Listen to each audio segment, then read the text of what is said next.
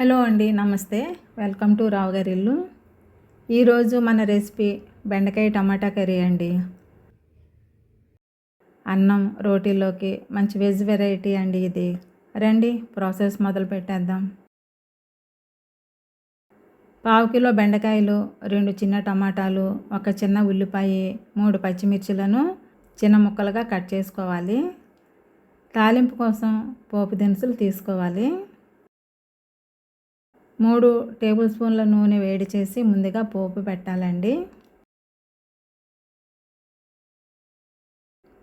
పోపు దోరగా వేగాక ఉల్లిపాయ, పచ్చిమిర్చి ముక్కలు వేసి వేయించాలి. మంట మీడియంలో ఉండాలండి. ఇలా వేగితే చాలండి. ఇప్పుడు బెండకాయ ముక్కలు కూడా వేసి బాగా కలపాలి. ఇవి మా గార్డెన్లోనివేనండి. చాలా లేతగా ఉన్నాయి. ఆర్గానిక్ కావటంతో వీటితో చేసే కూరలు, వేపుళ్ళు చాలా రుచిగా ఉంటున్నాయండి. మంట మీడియంకు సిమ్కు మధ్యలో ఉంచండి. మూత పెట్టి 2-3 నిమిషాలు మగ్గించాలి.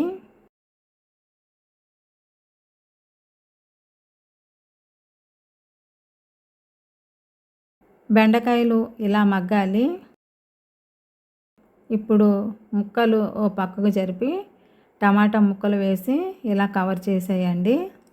ఇలా చేస్తే టమాటా చక్కగా మగ్గిపోతుంది.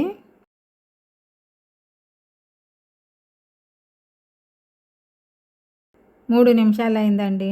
టమాటా ముక్కలు కూడా మగ్గిపోయాయి. మంట సిమ్లోకి మార్చుకోవాలండి. ఇప్పుడు కొద్దిగా ఉప్పు, 1/2 టీ స్పూన్ పసుపు వేసి బాగా కలపాలి. మూత పెట్టకుండా సన్న మంటపై 2 నిమిషాలు మగ్గించుకోవాలి.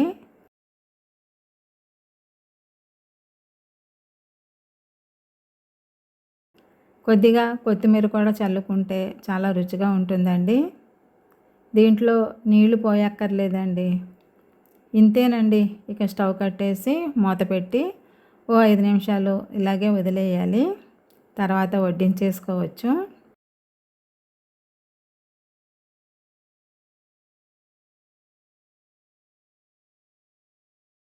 బెండకాయ టమాటా కర్రీ చాలా రుచిగా కుదిరిందండి. అన్నం చపాతీల్లోకి చాలా టేస్టీగా ఉంది. ఆర్గానిక్ బెండకాయలు కావటంతో కూర రుచి అదిరిపోయిందండి. మీరు కూడా ఈ టేస్టీ రెసిపీ ట్రై చేయండి. ఎలా వచ్చిందో కామెంట్ చేయండి.